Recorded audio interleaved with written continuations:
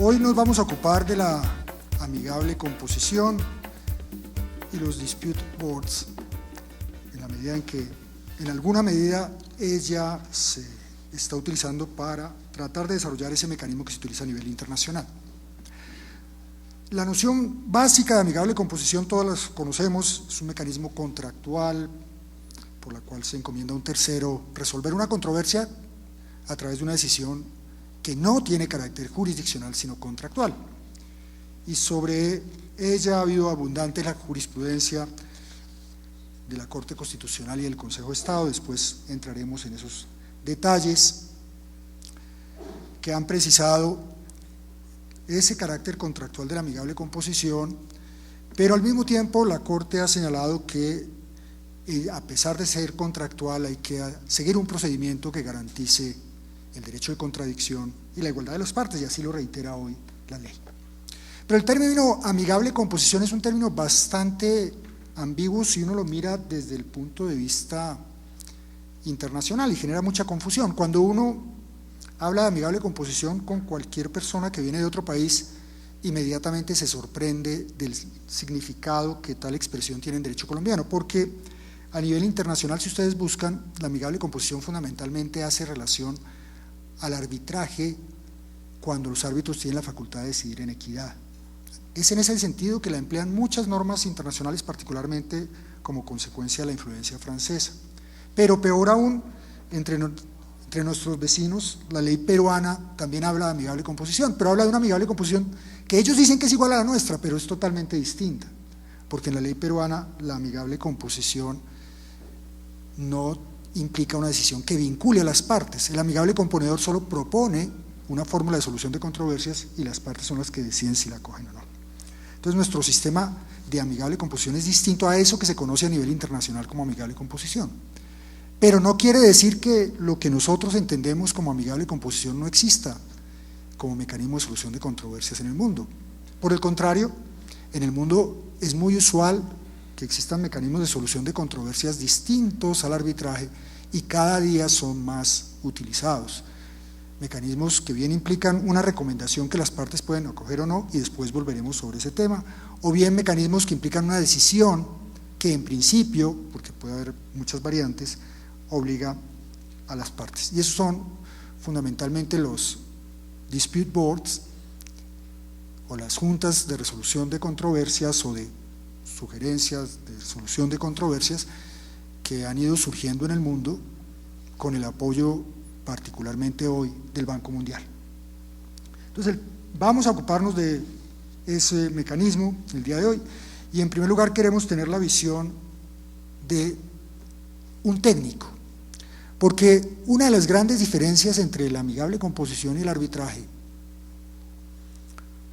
en el derecho colombiano es que el arbitraje, que por regla general es en derecho, tiene que ser a través de 3 árbitros que deben ser abogados, mientras que en la amigable composición los amigables componedores pueden no ser abogados, y fundamentalmente en muchos casos la amigable composición se ocupa de resolver controversias de carácter técnico. Entonces por eso es muy importante conocer la visión del técnico.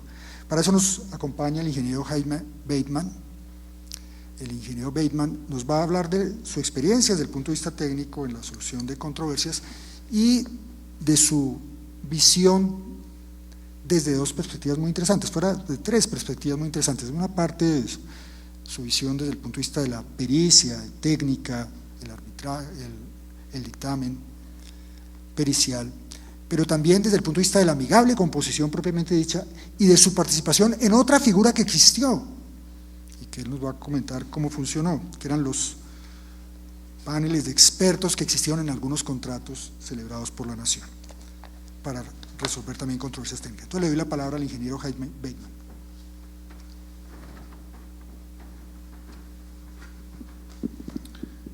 Buenas noches.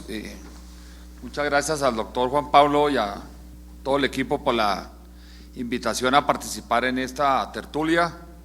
Él bien lo decía, yo soy ingeniero civil, experto en carreteras, en geotecnia de carreteras, y voy a tratar de explicar aquí en forma breve y sencilla la participación de los técnicos en estos temas de litigio de conflictos que son tan comunes en nuestro país, en nuestro ejercicio profesional.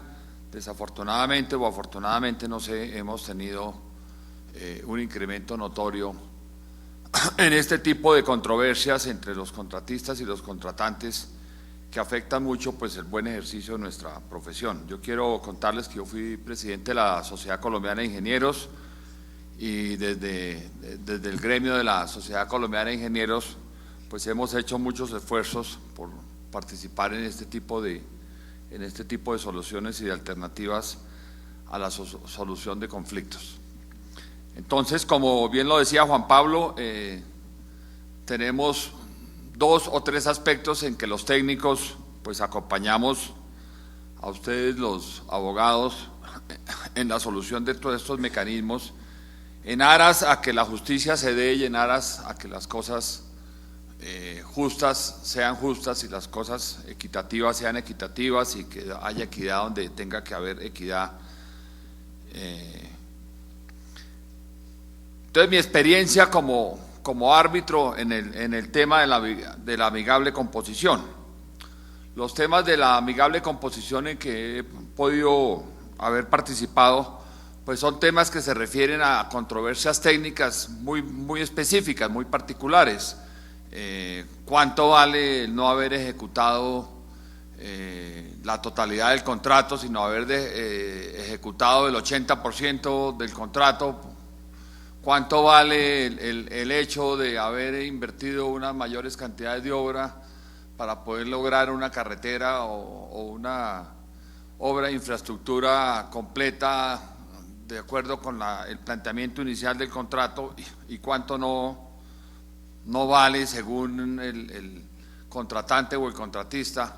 Entonces, en ese tipo de participaciones, pues el técnico es, en mi opinión, absolutamente indispensable. Las obras de infraestructura son obras que diseñamos, supervisamos y construimos los profesionales que estamos expertos en ese tema, expertos en el tema de la infraestructura, y esa es una tarea de la ingeniería colombiana, esa es una tarea de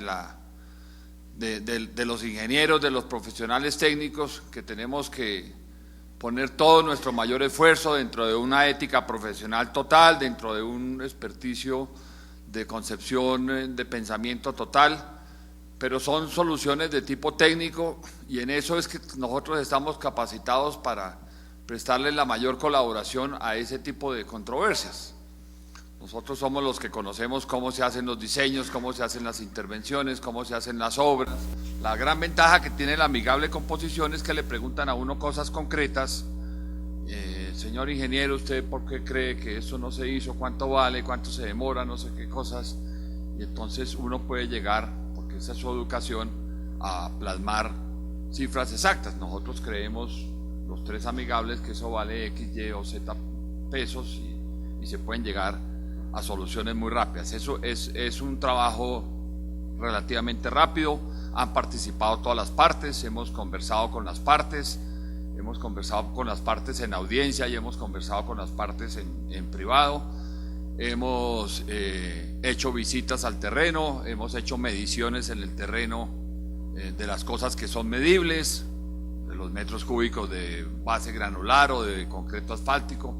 Hemos hecho mediciones de lo que es medible y hemos podido llegar pues a una solución de un conflicto en una manera relativamente rápida. Entonces yo creo que eso puede tener una buena perspectiva.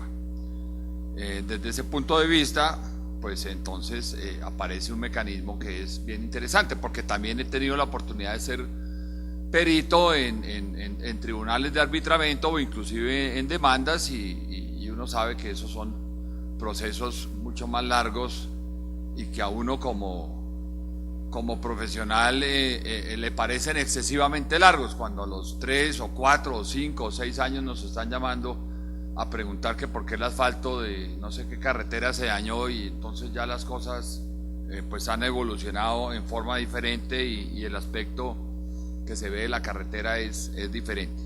Entonces, en ese sentido, yo pienso que la amigable composición es un mecanismo bien interesante, pero es un mecanismo en que tiene que haber participación de los técnicos. Pienso que es un mecanismo de los técnicos en obras de infraestructura, en otros paseos no sé, pero tiene que haber una participación bien interesante de los técnicos para definir las cosas concretas que se estén definiendo en ese tipo de controversias.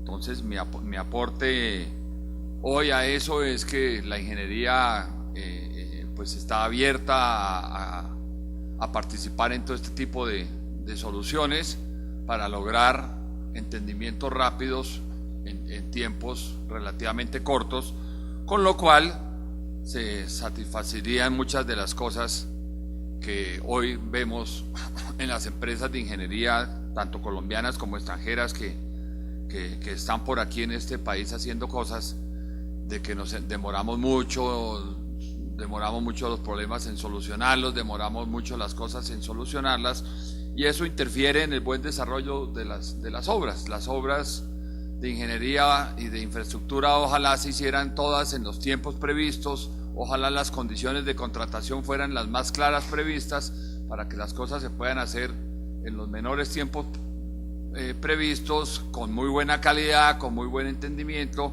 con muy buena profesionalidad, y entonces de pronto las controversias pues iban plasmando. Entonces, en eso yo llamo a reflexionar sobre el tema del decreto de contratación, de las leyes marco, de todas esas cosas que a veces pues nos inducen a este tipo de cosas. Y la segunda experiencia que quería el doctor Juan Pablo que les mencionara es lo del panel de expertos. En los contratos para ser muy breve y terminar dentro de los términos establecidos de unos 10-15 minutos, en algunos contratos de concesión, en el fin del mandato pasado del presidente Uribe con el ministro Andrés Uriel Gallego, se crearon en algunas de las concesiones, particularmente en la Ruta del Sol. La Ruta del Sol tiene una particularidad bien importante, que es una ruta que va norte-sur y el Sol va este-oeste. Entonces ahí es donde empiezan a entenderse las divergencias con el Perú que mencionaba Juan Pablo, que la Ruta del Sol en Colombia va en dirección contraria como va el Sol en el mundo. Entonces allí hay una figura que se llama el panel de expertos, adscrito a una reglamentación de la Cámara de Comercio de París, de Francia. Y en la Ruta de las Américas, que es el complemento de la Ruta del Sol en la parte caribe colombiana, buscando la izquierda del país, la izquierda digo geográficamente, que es todo el desarrollo de Turbo, Necoclí, Arboletes, todas esas cosas, y la parte derecha del país, que es Guajira y Magdalena, es toda integración de la Ruta Caribe, que el contrato se llama la concesión troncal o vía de las Américas. En esa hubo un panel de expertos que fue constituido por 3 profesionales ingenieros, todos los 3 profesionales ingenieros con unas exigencias importantes desde el punto de vista de educación y experiencia, y esos 3 profesionales resolvimos las controversias en el tiempo que fuimos contratados. En Ruta de las Américas fuimos contratados por un periodo de 2 años, y en esos 2 años pues hubo algunas controversias, todas técnicas, absolutamente todas técnicas. Las controversias eran, por ejemplo, cuál es el ancho de la carretera entre el Tigre en Córdoba y Turbo en Antioquia. Entonces íbamos a hacer cumplir la ley 105, las carreteras de 1090. Entonces ese es otro ejemplo muy único de Colombia, en que las carreteras están definidas en una ley cuánto es el ancho. No importa la capacidad de tráfico, no importa la cantidad de volumen de tráfico, no importan las cosas, sino por ahí hay una ley, la 105, que dice que las carreteras tienen que ser de 1090. Entonces nos toca hacer carreteras de 1090 si no se necesiten de 1090 o se necesiten más anchas de 1090. Entonces eran controversias como esa, Tigre Turbo, cuál era el ancho de calzada con el cual se debía construir esa vía, y alguna otra divergencia técnica en el tema de la carretera entre Yondó y Simití, en el sur de Bolívar, que es donde empieza esta ruta de las Américas. Entonces eran controversias técnicas que fueron muy bien recibidas por el concesionario, muy bien recibidas en el sentido de que tuvo a quien acudir muy rápidamente para que en el término de 40, 50, 60 días, eso dependía un poco de la reglamentación, pero nunca era más de 60 días, nunca nos dieron más de 2 meses para pronunciarnos, y recibida por la ANI en forma de pronto un poco menos receptiva, pero indudablemente también con una buena recepción cuando entendieron el mecanismo. En el caso de Vías de las Américas, ese mecanismo a los 2 años concluyó, no se renovó, vino el cambio de mandato en la Agencia Nacional de Infraestructura, y consideraron que ese mecanismo había que revisarlo. Entiendo que el de la Ruta del Sol sí sigue vigente, por lo menos en el tramo número 2, que es el tramo que tiene a su cargo los brasileros. Entonces es otro mecanismo bien interesante, otro mecanismo bien útil para resolver problemas técnicos, con la ayuda de los técnicos, entre los técnicos, y lograr dilucidar cosas que se pueden dilucidar en una conversación técnica entre profesionales técnicos que conocen para qué es la carretera, cuáles son las velocidades de diseño, cuáles son los radios de curvatura, cuáles son los volúmenes de tráfico que se van a manejar, sin tener que llegar a otros estrados.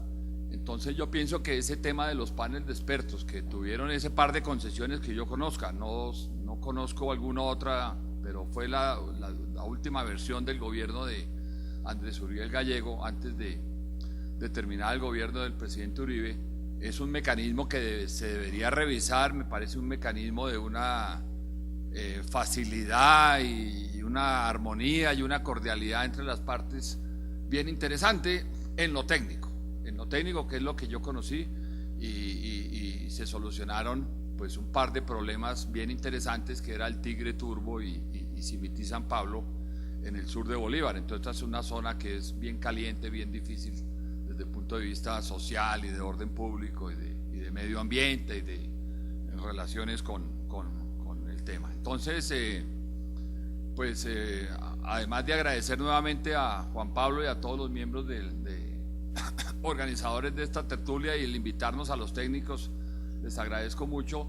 Ese es mi par de planteamientos para que lo debatamos. La amigable composición me parece interesantísima, me parece un mecanismo muy valioso, y si estamos los técnicos ayudando a quien tiene que dirimir el tema técnico, pues se dan cosas muy rápidas y muy ágiles como deben ser, y de pronto revisar el famoso panel de expertos que tuvieron ese par de concesiones, estas concesiones G4 que acaban de ser adjudicadas de 6 meses hacia acá. No sé si hay panel de expertos o no, desconozco en este momento el tema, pero en el caso de Ruta del Sol y Vías de las Américas fueron controversias muy interesantes y muy rápidamente solucionables, todas desde el punto de vista técnico. Entonces yo pienso que ese sería mi aporte, doctor Juan Pablo.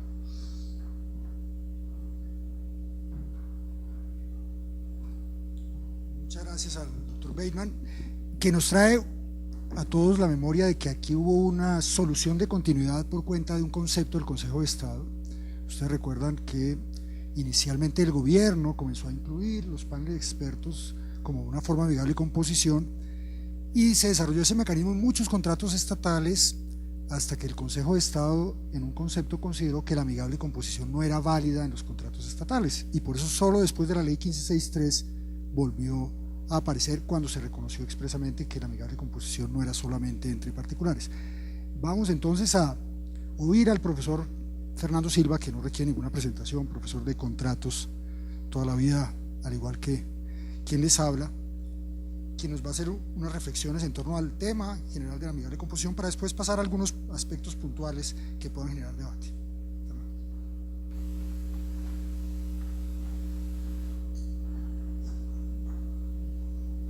Buenas tardes a todos.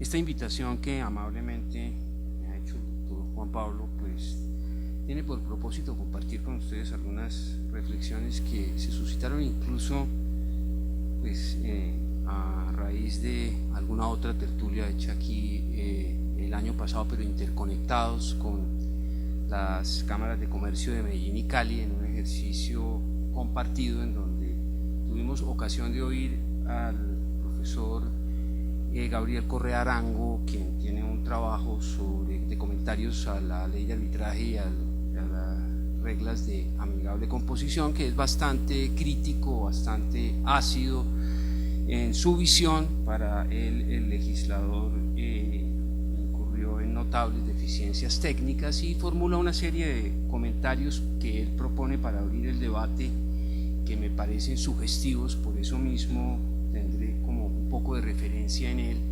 para recorrer algunos temas que a uno en principio le podrían parecer relativamente claros y, digamos, muy apacibles, y resulta que no es así. Tal vez el primer comentario tiene que ver con lo que decía Juan Pablo hace un momento, y es que en la ley 446 del 98 pues se previó que la amigable composición serviría para la solución de conflictos entre particulares, o por medio de los cuales dos o más particulares delegaran en un tercero, etcétera, etcétera.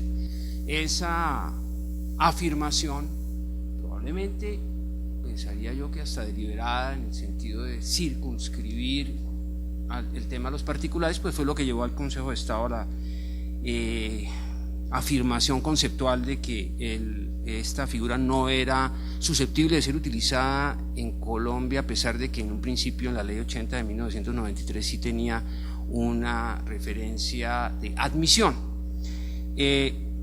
Por eso tal vez la primera cosa que a mí me llamó la atención un poco cuando leía el artículo 59 era la manera como se definía quiénes podían hacer uso, o cómo era que se podía hacer uso de la figura, y parecía entonces, y es tal vez el ejercicio de reincorporar dentro de la ley 1563 unos elementos que permitieran a las entidades estatales hacer uso tranquilo y pacífico de la amigable composición, cuando se habla de que la amigable composición, siguiendo como la misma redacción de la ley 446 pero ampliándola, pues puede ser utilizada por dos o más particulares, por un particular y una o más entidades públicas, por entidades públicas. Y por supuesto, cuando uno piensa en los contratos, pues se pregunta si es en esto. Tal vez aquí sí me pensaría que no, el legislador estuvo cerca de la técnica, porque habla de personas, ¿no? Habla de personas y no habla de partes. Y si asumimos que el contrato, que la amigable composición nace a partir de un contrato, pues tal vez deberíamos hablar de partes y reconocer la posibilidad de que este contrato pues fuera bilateral o plurilateral, un negocio jurídico bilateral o plurilateral, sobre la base de entender también que con él las partes persiguen una colaboración recíproca que se traduce en la definición de la búsqueda de un remedio a través de la autocomposición de sus problemas, y que es lo que tal vez, en mi parecer, en el planteamiento del doctor Correa Arango se deja un poquito de lado y genera algunas confusiones o algunas divergencias de pensamiento que él en todo caso tiene. Cuando en la ley 1563, en concordancia con lo que antes se decía, se señala que quienes acuden al mecanismo de la amigable composición le delegan a un amigable componedor, pues ya con esto, en mi parecer, pues se está haciendo la invitación a pensar en la representación, porque en últimas la delegación supone la posibilidad de la sustitución que se está dando en la persona del amigable componedor para empoderar a ese amigable componedor y darle una atribución de solución de una diferencia. Allí aparece entonces en la ley la expresión de la decisión que toma el amigable componedor, que Correa Arango dice eso es un fallo, y yo diría que eso está lejos de ser un fallo, precisamente si entendemos el fallo como una decisión que un tercero por fuera del mundo de las partes toma para resolver una controversia en donde entramos en contacto con la norma constitucional que establece la limitación de la habilitación para ejercer en la opinión que predomina en Colombia en las Cortes, una función jurisdiccional por parte de los árbitros, lo que estaría en un contexto totalmente ajeno a lo que hace el amigable componedor. Los amigables componedores, ¿no? Pues cuando se habla del amigable componedor, pues la ley también se encarga de decir que pueden ser varios, como el doctor Beyman lo hacía notar hace poco, y que ciertamente puede ser un mecanismo de participación plural muy útil y muy tranquilizador para las partes, más que en escenarios donde las controversias que se están discutiendo pues tienen una significación económica importante. Entonces, en la medida en que son las partes las que van a resolver por sí mismas su problema, es perfectamente entendible que el legislador, contrariamente a lo que piensa el doctor Correa Arango, haya escogido la referencia al mandato como un vehículo contractual que va a permitir la irrupción del amigable componedor en el escenario de esa diferencia para buscar su solución. Esto es así, entendería yo, en la medida entonces en que reconozcamos que este contrato que se celebra entre las partes que tienen la diferencia, pues es esencialmente un contrato de habilitación para entregar, o repito yo, empoderar a ese amigable componedor para que él pueda tomar una decisión. Aquí se habla del contrato de amigable composición, pero yo no lo entendería mucho así, y por supuesto en eso pues empiezan a aparecer los problemas de utilización de una terminología con sentido distinto, pero digo que eso no me parece adecuado, porque cuando pienso en amigable composición pues precisamente considero es el acuerdo con el cual la diferencia se soluciona, y ese acuerdo no es otro que aquel que el amigable componedor adopta representando a cada una de las partes en virtud de un mandato concurrente, porque claro, tal vez allí si pensáramos que solo hay un mandato, pues podríamos tener un problema, ¿no? Podríamos tener un problema porque el amigable componedor con quien interactúa del otro lado.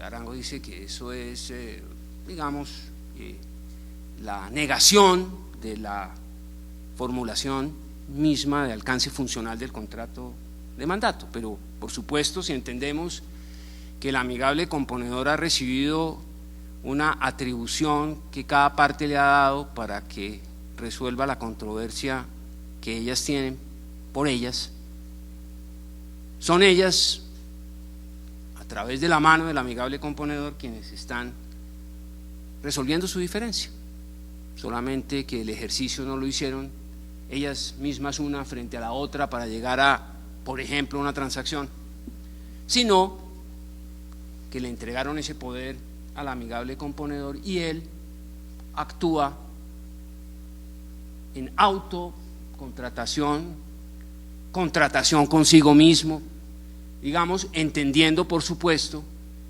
que está representando centros de intereses jurídicos diferentes cuando llega el momento de tomar la decisión. Y esa decisión entonces tiene un alcance también contractual. En esa medida podríamos pensar que el contrato de habilitación para la amigable composición Pues es un contrato preparatorio que conducirá eventualmente o certeramente, dependiendo de si hablamos de una definición que se adopta para resolver un problema que llegó, o si, como mencionaba el ingeniero Bateman, el contrato estructura un mecanismo que opera continuamente a lo largo de la vida del contrato y que permite que el amigable componedor aparezca en escena cuando el problema surja, pero se definan las cosas antes de que el problema surja y las partes pierdan una parte de su capacidad de razonar equilibradamente en la búsqueda de la mejor solución. Pensamiento que además se turba muchas veces con la presencia de algunos organismos de control, particularmente la Contraloría, que en oportunidades tiene el aporte de profesionales de enorme capacidad y en otras, en cambio, y por la experiencia que uno ha podido vivir en el ejercicio profesional, son personas que llegan desprovistas de conocimiento, pero ávidas de generar reparos al proceso de actuación, y terminamos en un contexto en que las personas, los funcionarios, los servidores públicos a cargo de la ejecución de los contratos se aterrorizan, y del terror pues no quedan sino malas decisiones, y esas malas decisiones generan conflictos, y los conflictos terminan por no resolverse sino tardíamente en el escenario de tribunales de arbitramiento, en donde se deben recoger todos estos problemas. También uno podría pensar que cuando habla de estos contratos pues tienen entre sí desde luego una unión, podrían hablarse de coligación, habría una dependencia unilateral en el mandato o mandatos que asumimos se están dando a ese amigable componedor respecto del contrato de habilitación, puesto que si ese contrato desaparece de la vida jurídica, pues el mandato conferido también perdería su funcionalidad, porque está precisamente para que las partes puedan satisfacer el interés primigenio que las llevó a celebrar ese acuerdo de habilitación.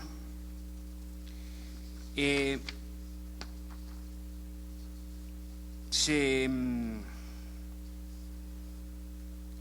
menciona también en este tema que se le reprocha un poco por el profesor Arango, el profesor Correa, perdón, la limitación que la regulación establece para que la amigable composición sirva para la solución de problemas contractuales. Pero ¿por qué? Si esto podría ser precontractual, podría ser extracontractual, yo entendería, sin saberlo, pero lo entendería o lo asumiría más bien, que fue una definición que en alguna medida trataba de jugar con el escenario de vinculación de las entidades estatales al mundo de la amigable composición, donde la solución de temas extracontractuales o precontractuales en un contexto de amigable composición sería un poco difícil de pensar como realizable.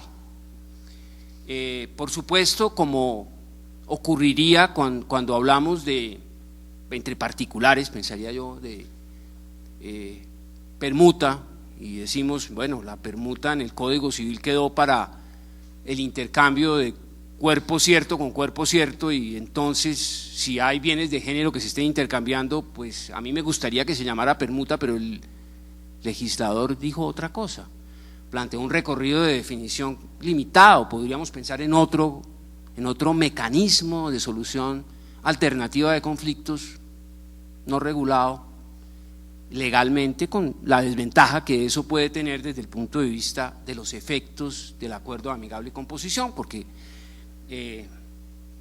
cuando se habla de que tendrá los efectos de la transacción, pues no es como piensa el profesor Correa, que es que se está hablando de que eso envuelve una transacción. No, lo que quiere decir, por supuesto, pues es que el acuerdo tiene ese blindaje de la cosa juzgada que está asociado a la definición que las partes puedan, a la que las partes puedan llegar en un contexto de transacción.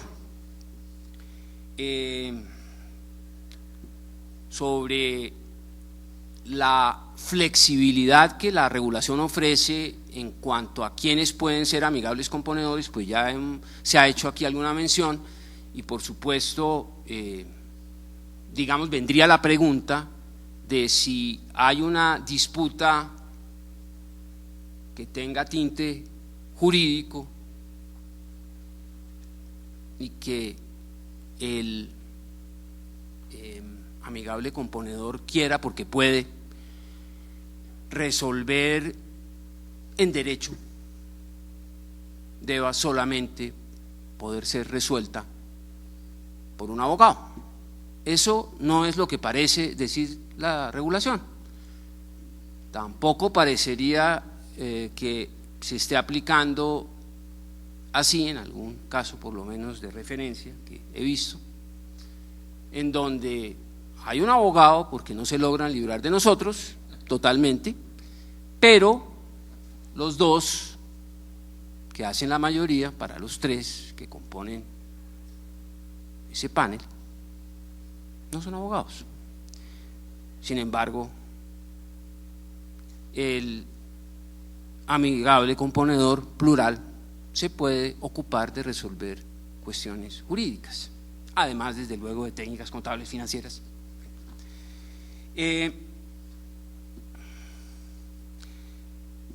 La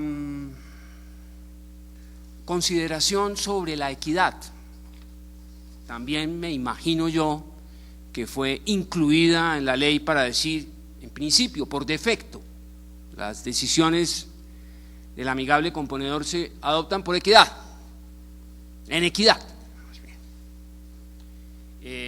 Imagino una solución que trataba de darle algún blindaje al amigable componedor.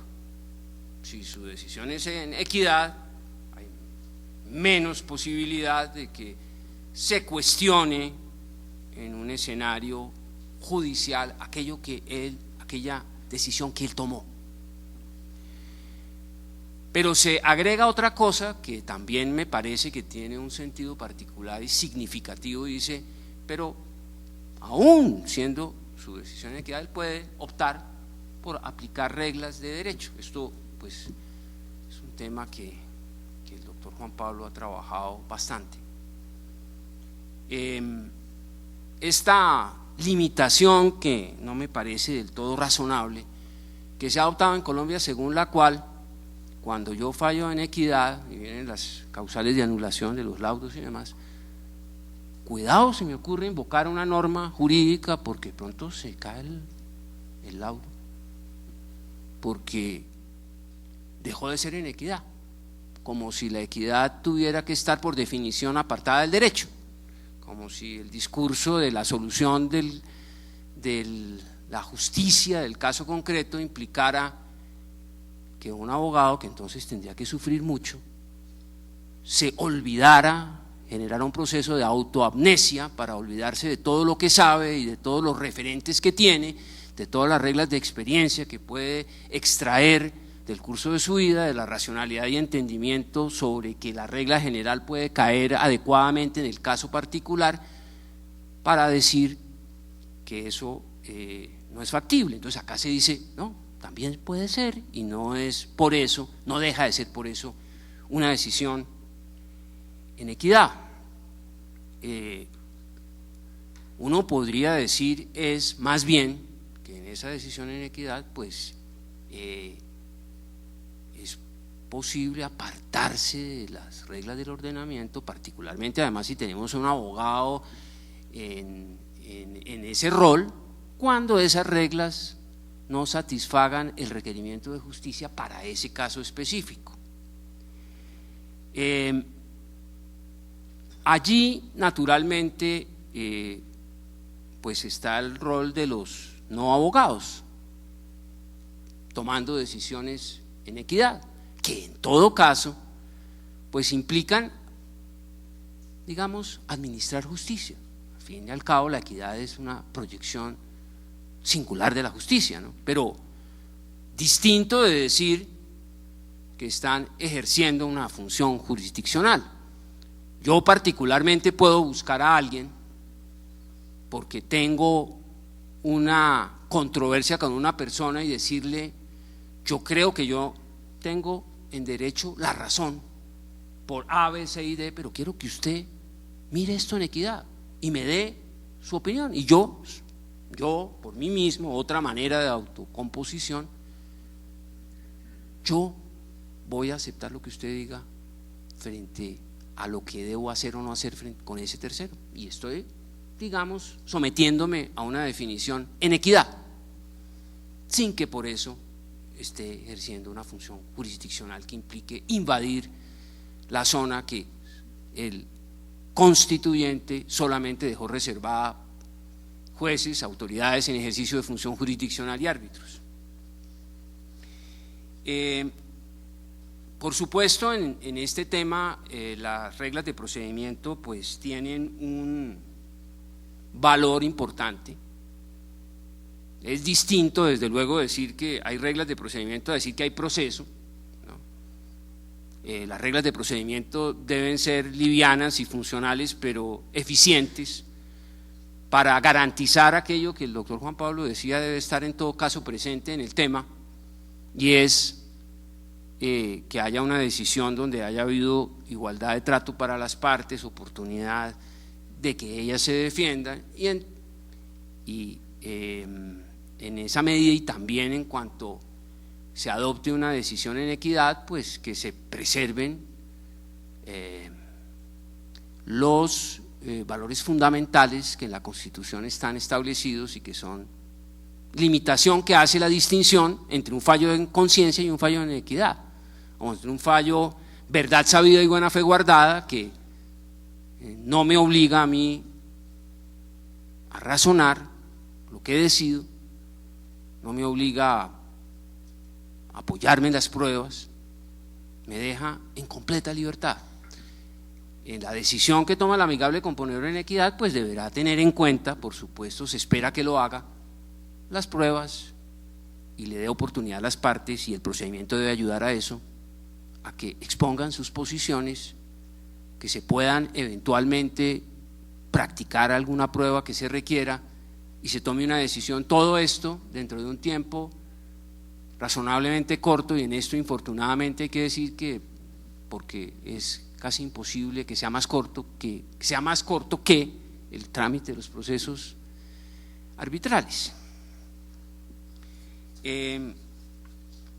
Digamos que en relación, para terminar, y que el doctor Juan Pablo nos pueda dar algunos importantes comentarios, respecto del mandato, pues este mismo profesor Correa pues dice: además de todo esto es absurdo, porque lo que debería aquí, y además se empeña en afirmar que es posible hacerlo, es un contrato de prestación de servicios. Él dice que es que cuando uno vincula a los árbitros, entonces hace un contrato de prestación de servicios, y consecuentemente esto mismo debería ocurrir en el escenario de la amigable composición, porque además eso, según él, protege más al amigable componedor. Por supuesto, pensaría yo que el enfoque del legislador no hubiera sido razonable que fuera: ¿cómo protejo más al amigable componedor? Aunque me parece justo que el amigable componedor tenga una protección adecuada sin perjuicio de la prevalencia del interés de las partes, que son las que están enfrentadas al tema de solucionar su diferencia. Sin embargo, pues si admitimos, y ahí hay una primera dificultad con él, que el amigable componedor está representando a las partes para que sean ellas, por conducto del amigable componedor, las que resuelvan el tema, porque esas partes le dieron el poder al amigable componedor para hacerlo, pues sería difícil pensar que eso se diera por fuera del mundo del mandato. Máxime, digamos, cuando por una parte, pues más allá de la discusión que tengamos sobre cuál es el alcance del concepto de mandato, si mandato es solamente el contrato en cuya virtud yo le encomiendo a una persona la gestión de negocios ajenos que consista en la celebración de contratos, pero aquí resultaría que ese amigable componedor está terminando por hacer un contrato con el que vincula a las partes que lo empoderaron para eso. Ese contrato es la expresión de la solución de la diferencia, es decir, en el contrato se plasma la decisión. Sin embargo, y adicionalmente, si lo viéramos solo como una relación de prestación de servicios a partir de una decisión que sería un ingrediente que proviene de un tercero, con todo lo discutible que eso sería, y dijéramos esto es prestación de servicios, pues parecería que olvidáramos, no, tranquilo, parecería que olvidáramos que en el Código Civil de tiempo atrás, pues claro, desde su expedición, se optó por algo que la doctrina se ha ocupado de ello y ha incluso criticado, pero para decir las actividades de los profesionales que han cursado largos estudios, léase ingenieros, abogados, etc., se rige por las normas del mandato. Toda situación donde una persona representa a otra, así entonces dijéramos que el mandato es solo en el mundo del derecho civil para hacer contratos, pues también comprendería actos jurídicos, que es en últimas, digamos, lo que la jurisprudencia ha terminado por reconocer, que en el mundo del mandato es un mundo de celebración de actos jurídicos por parte del mandatario, y en el mundo del derecho mercantil, pues actos de comercio, como la expresión de los actos jurídicos con la camiseta de lo comercial, que envuelve pues todas las relaciones donde un comerciante puede estar involucrado. Desde esta perspectiva, pues la amigable composición puede ser un instrumento de gran utilidad para, sin llegar a una definición con intervención jurisdiccional, si asumimos en la discusión, por supuesto, que existe, que los árbitros en ocasiones, bueno, que los árbitros hacen un ejercicio jurisdiccional, aunque no tengan un papel, no sean una autoridad judicial. La amigable composición permitiría soluciones mucho más rápidas, eficientes, probablemente con algo menos de trabajo para los abogados, posiblemente menos arbitramentos, pero un proceso de ejecución contractual más fluido, más racional, más coherente con el empeño que se tiene, a veces tan frustrado, de lograr que una obra pública termine en Colombia. Muchas gracias, doctor Fernando. Voy a complementar al profesor Fernando Silva en algunos temas, con el ánimo de plantear algunas inquietudes sobre todo. El profesor Fernando hacía referencia al artículo 59 de la ley que la define la amigable composición, y en particular cuando el artículo 59 precisa que el objeto de la amigable composición es una controversia contractual de libre disposición, y él advertía con total razón que esa frase se incluyó, y yo entiendo lo mismo que él, en la ley con el propósito de determinar el alcance que la amigable composición puede tener en los conflictos en que es parte de una entidad estatal. Pero la pregunta viene a continuación, yo creo que Fernando en cierta medida la alcanzó a responder, pero tal vez quisiera llamar su atención sobre ese punto. ¿qué pasa entre los particulares? Cuando no es el Estado de por medio, el Estado, claramente todos lo sabemos, solo puede hacer aquello que la ley le autorice. Luego, si la ley solo le permite amigable composición para conflictos contractuales, no puede someter ninguna otra clase de conflicto amigable composición, por más que el conflicto sea disponible, que es el otro límite de la amigable composición. La amigable composición solo puede versar sobre controversias en materias disponibles.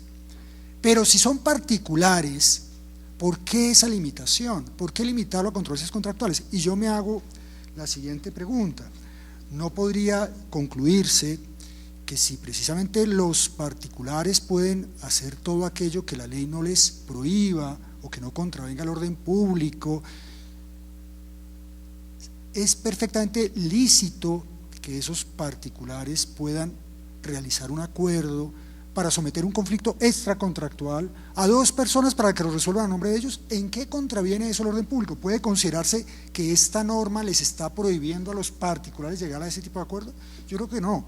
Yo creo que lo que pasa es que, como lo decía Fernando, ese es un acuerdo que de pronto no queda dentro de este marco legal previsto para amigable composición, pero es un acuerdo que, en la medida en que no contraviene el orden público y las buenas costumbres, es perfectamente lícito. Entonces, el amigable composición puede tener esa otra faceta que no sería la amigable composición definida en la ley. Esa es la primera referencia que quiero hacer. Lo segundo que quiero señalar es que en la amigable composición, como lo dijo el Consejo de Estado en una sentencia del 2013, que es muy interesante a ese propósito, dijo el Consejo de Estado, hay tres actos jurídicos, tres negocios jurídicos: el acuerdo por el cual se decide someter la controversia a amigable composición; dos, el acto de designación de los amigables componedores, que en el fondo, como muy bien lo precisó Fernando, es un mandato; y tres, el negocio jurídico que resulta de esa voluntad de los amigables componedores resolviendo la controversia. Y creo que es muy importante hacer esa distinción entre esos tres negocios jurídicos distintos, porque cada uno de ellos presenta particularidades y tiene consecuencias distintas. Del acuerdo para someter a amigables componedores una controversia, no exige la ley ningún requisito particular. Casi que se puede decir simplemente: queremos que esto se resuelva por amigable composición. Ni siquiera exige la ley que se diga cuántos amigables componedores, porque la ley suple el vacío de las partes y dice: si no se dice cuántos, uno; si no se dice cómo, en equidad; si no se dice conforme a qué procedimiento, el procedimiento del centro de arbitraje que se haya indicado, o en defecto de ello, el que escoja el demandante dentro del domicilio del demandado. Entonces, no hay requisitos específicos establecidos en la ley para la amigable composición. Es más, podría uno sostener, a la luz de lo que establece la ley, que ni siquiera es solemne, no requiere ninguna solemnidad, porque la amigable composición, dice la ley, podrá acordarse mediante cláusula contractual o contrato independiente, y la cláusula contractual puede ser de un contrato consensual, o el contrato independiente es un acuerdo para el cual la ley no exigió ninguna formalidad. Pero obviamente la amigable composición, como todo negocio jurídico, requerirá los requisitos que todos conocemos que exige el Código Civil para todo acto o contrato. Ese acuerdo de amigable composición impondrá unas obligaciones a las partes: la obligación de designar al amigable componedor, si se ha acordado que cada una designa uno, que no lo dice la ley, se ha previsto en los contratos hoy vigentes en la ANI que cada uno designa uno de los amigables componedores, y los amigables componedores entre ellos designan el tercero. Pero la ley simplemente no prevé cómo se designan, y si no lo acuerdan, dice la ley, los designa el centro de amigable composición por sorteo.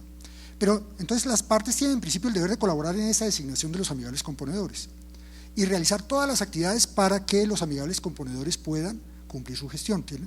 El principio de la buena fe les impone entonces colaborar en la práctica de pruebas, pagar los gastos a que da lugar, y, entre comillas, ese acuerdo amigable de composición debería generar una obligación negativa, una obligación de no hacer para las partes, así como sucede con el arbitraje, con la cláusula compromisoria del pacto arbitral. La obligación de no hacer debería ser, y digo debería ser, no acudir a otro mecanismo de solución de controversias mientras éste no se haya agotado.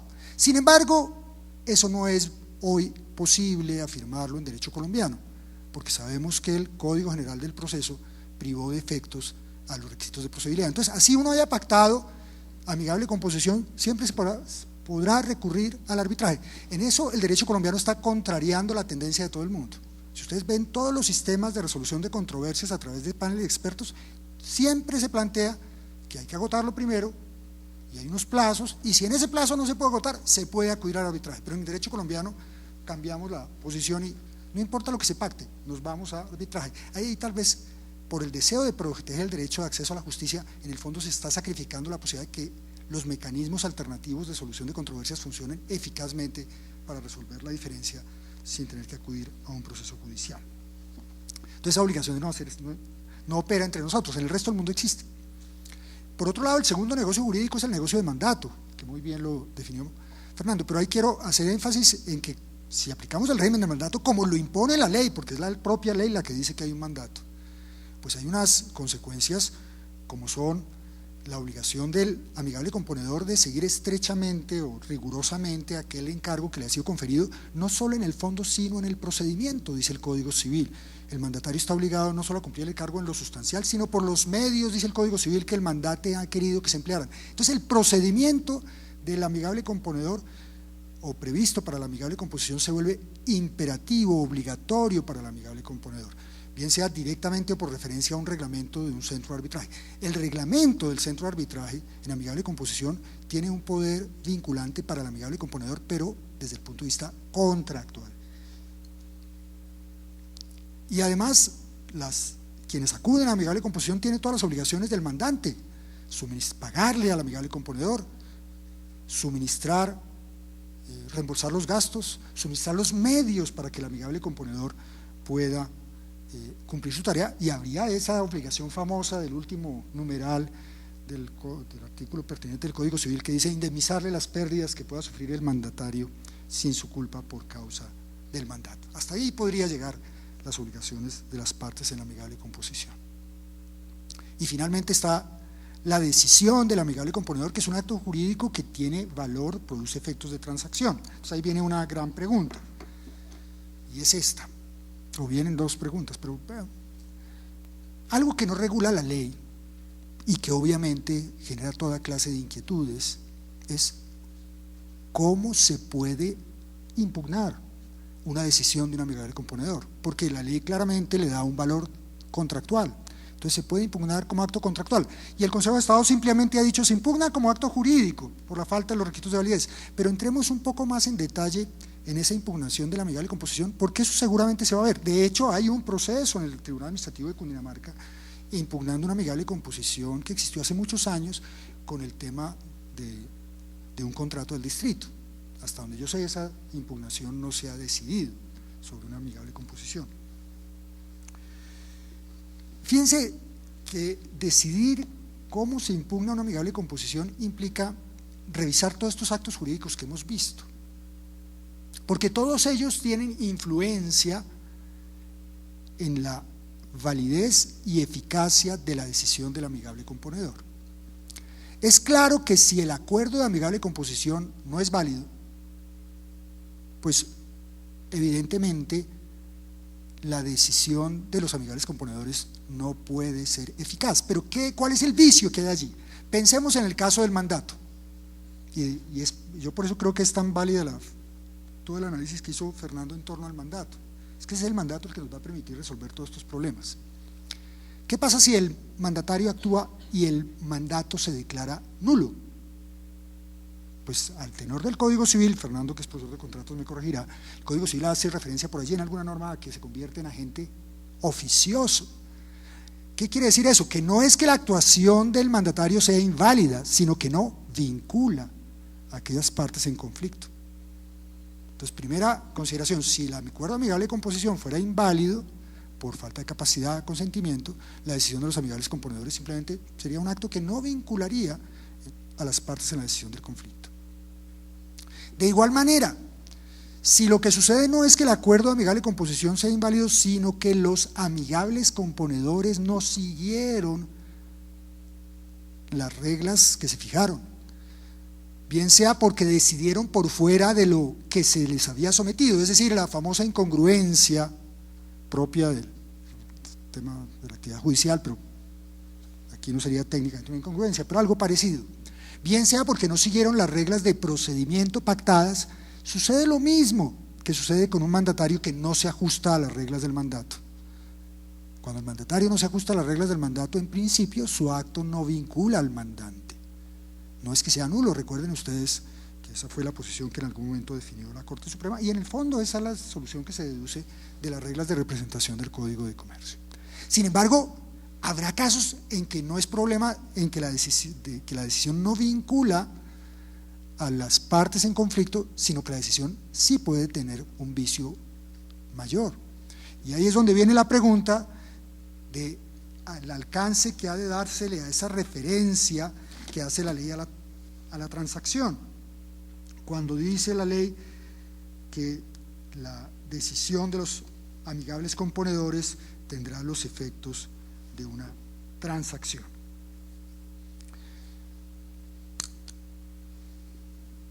Si uno mira las reglas de la transacción, encuentra que allá hay unas causales de nulidad de la transacción. Particularmente, el Código Civil regula la nulidad de la transacción, por ejemplo, cuando se descubre, dice el Código Civil, que se llegó a la transacción porque había títulos falsos, dice el Código Civil. Y ahí distingue según si la transacción versa sobre un solo objeto o varios objetos. Ese vicio claramente debería poder viciar la amigable composición. Si el amigable componedor lo engañaron porque le presentaron unos documentos falsos, pues esa decisión del amigable componedor debería ser invalidada como negocio jurídico porque se funda en un error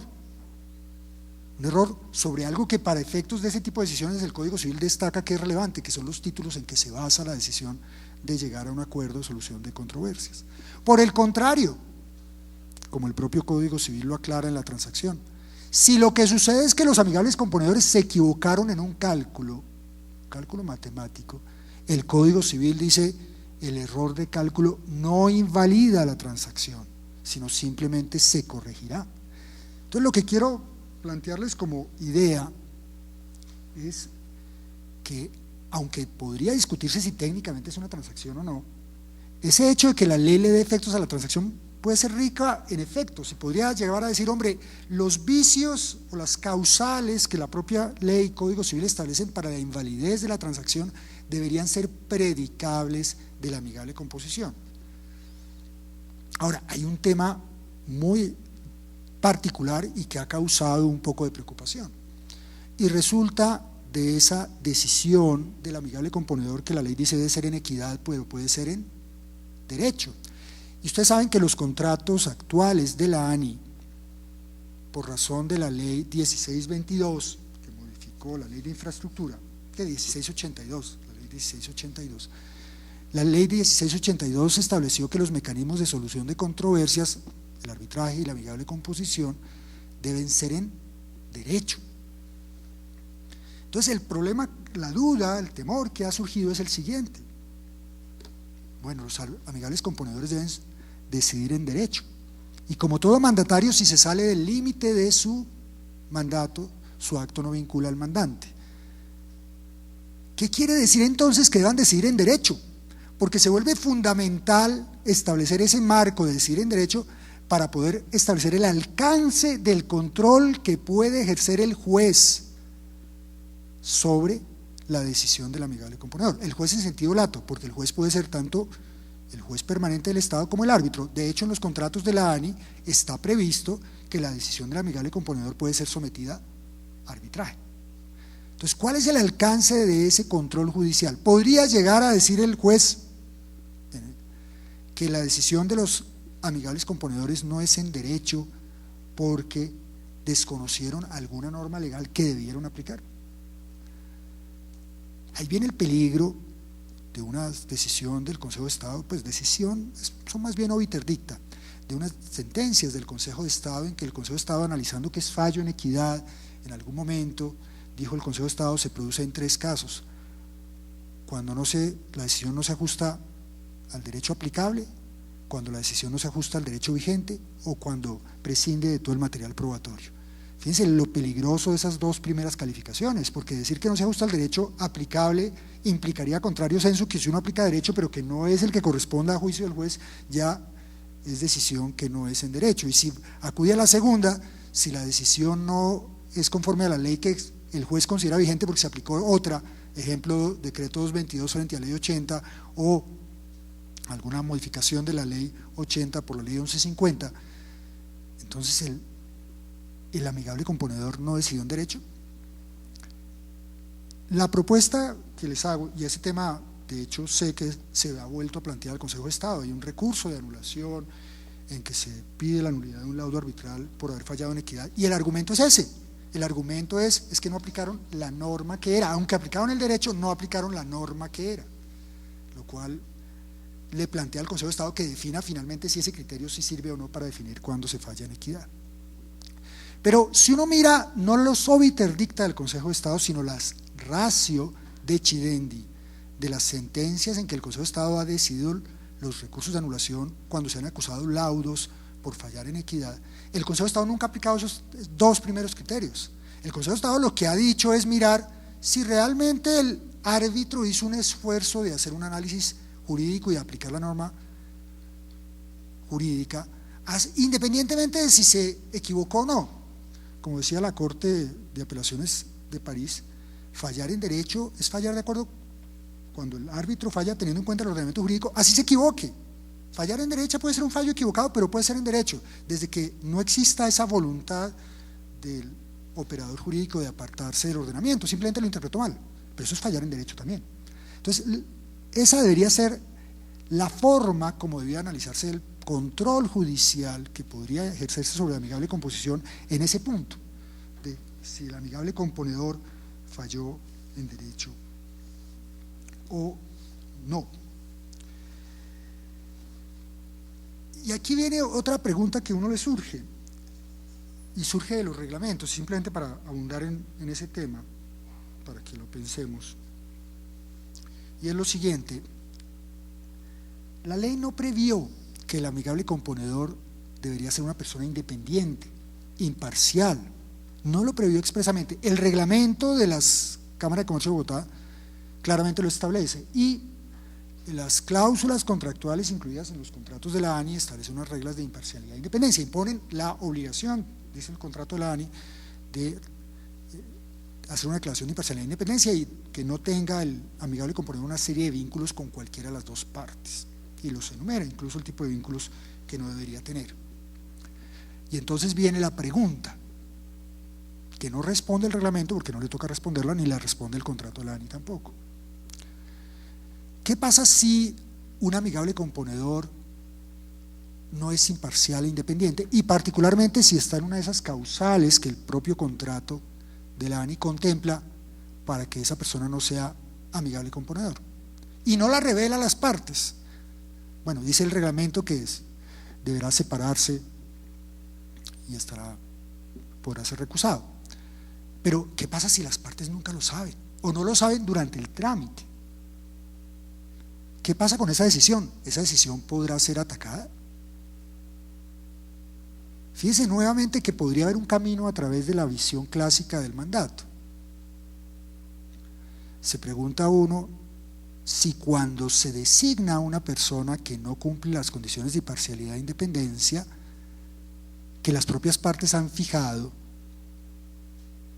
no existe un error en la calidad de las personas, y por consiguiente sí, lo que hay allí debería acudirse a las normas sobre nulidad por error del encargo realizado, lo cual a su turno llevaría a que la decisión del amigable componedor no vinculara a las partes.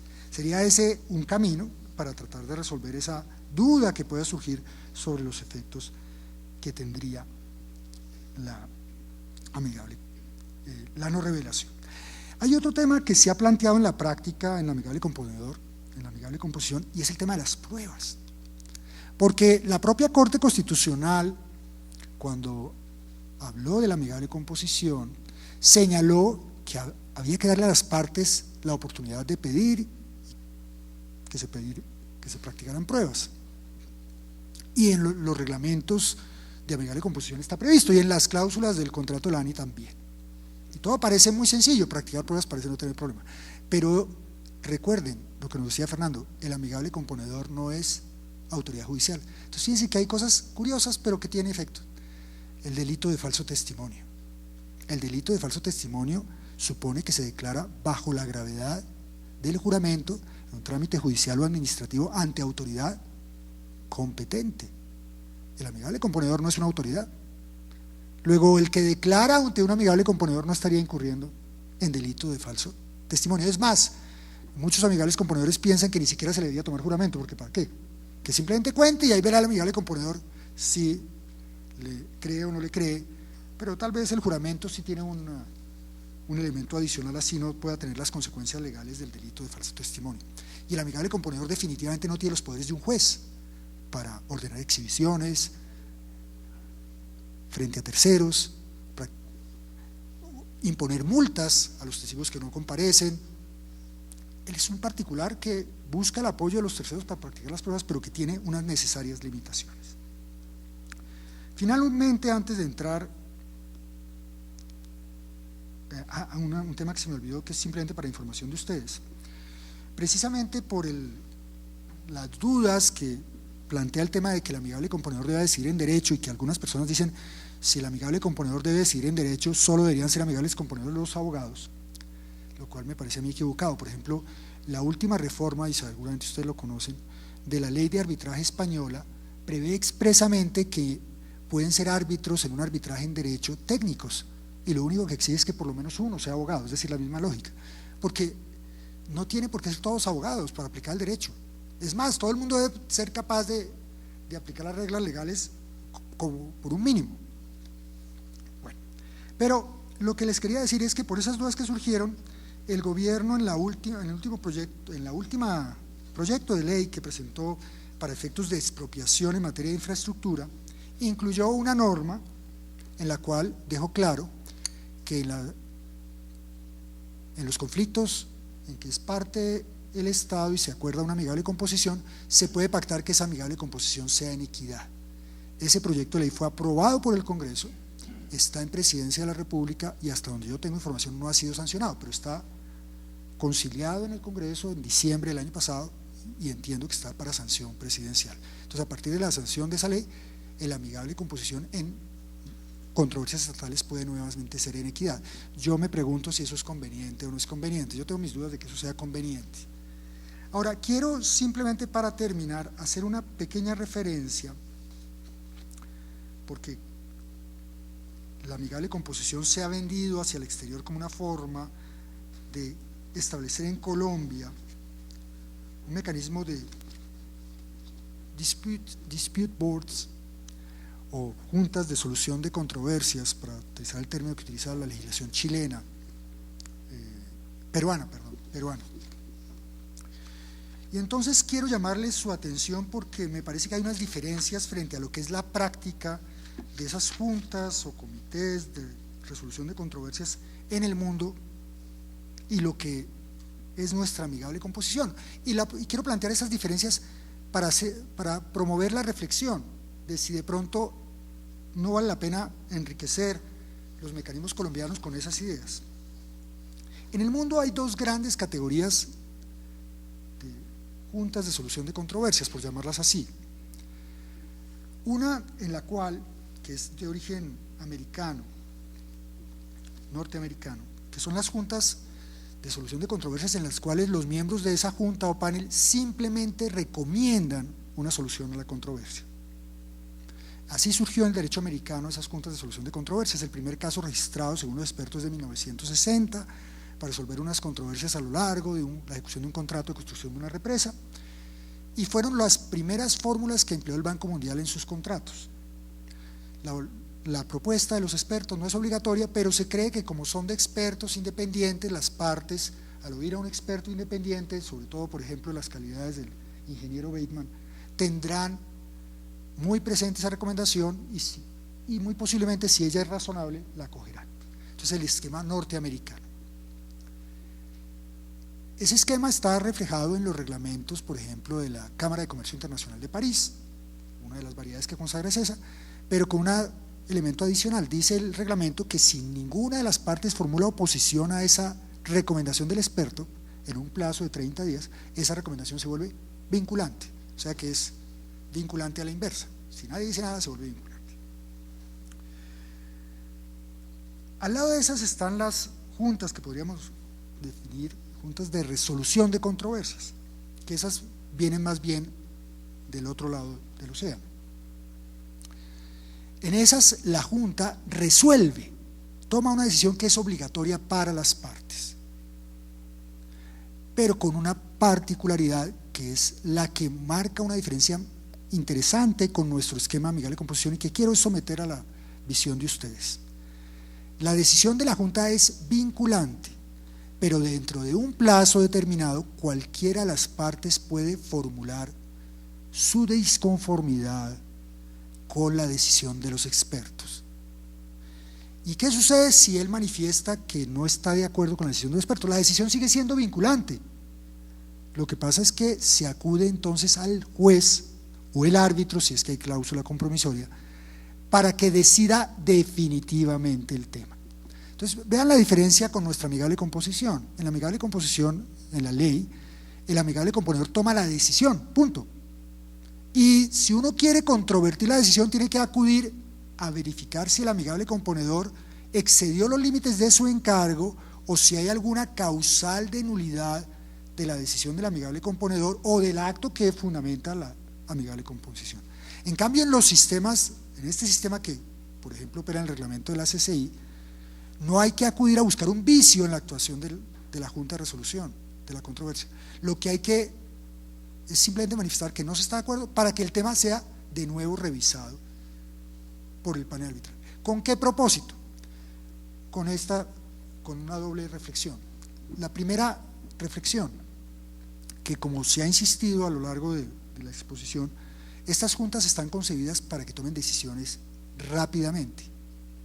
Entonces, dentro de esa presión de tiempo, y la verdad es que en las unidades de composiciones hay una presión de tiempo increíble frente al muy superior a la que hay en un arbitraje. Entonces, frente a esa presión de tiempo, es muy probable que no se alcancen a practicar algunas pruebas que podrían ser importantes, que nadie se le ocurrió, o que no se alcanzó a hacer un análisis por parte de algún experto suficientemente detallado, lo cual justifica que esta decisión que es tomada en esa manera pueda ser revisada si algunas partes dicen, vea, ahí se equivocaron en este punto. Entonces, lo que quiero preguntar a ustedes dentro del debate que sigue es si, a pesar de que la amigable composición no fue concebida en la ley en esa forma, si no sería posible darle ese matiz por voluntad de las partes. Fíjense, por ejemplo, yo no sé si ustedes lo han mirado, el contrato más importante que hay en esta parte del continente. El contrato más importante que hay en esta parte del continente es el contrato de construcción del Canal de Panamá. Y el contrato de construcción del Canal de Panamá lo que tiene es precisamente ese mecanismo de solución de controversias. Tiene un panel de expertos, una junta de decisión de controversias, cuyas decisiones son en principio obligatorias. Pero si alguna de las partes manifiesta su disconformidad, creo que son 48 días, algo de ese estilo, esa solución, esa controversia se somete a un tribunal arbitral. De hecho, hoy hay ya un tribunal arbitral funcionando. Los norteamericanos están muy orgullosos porque la sede de ese tribunal es Miami, entonces dicen, es que Miami se va a volver la sede de los tribunales internacionales en Latinoamérica, y hay otro a punto de iniciarse por cuenta de la última decisión de los amigables componedores de diciembre del año pasado, en que obligó a pagar 340 millones de dólares a la autoridad del canal. Pero fíjense que es un mecanismo interesante que se está usando en la obra de infraestructura más importante de esta parte de América. Entonces, con eso concluyo estas breves notas para que estimular la reflexión de ustedes, y son muy bienvenidas las intervenciones. No sé si el ingeniero Bateman quiere hacer algún comentario, alguna precisión adicional.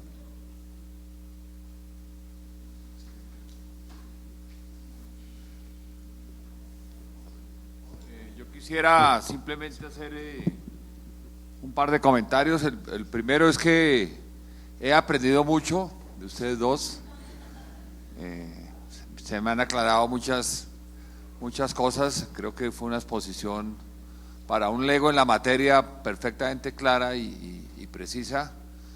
Y segundo, definitivamente, a raíz de oírlos, pienso que este mecanismo es bien interesante y bien favorable para la legislación colombiana. Muchas gracias. Sí. Ahí le van a pasar tal vez su micrófono.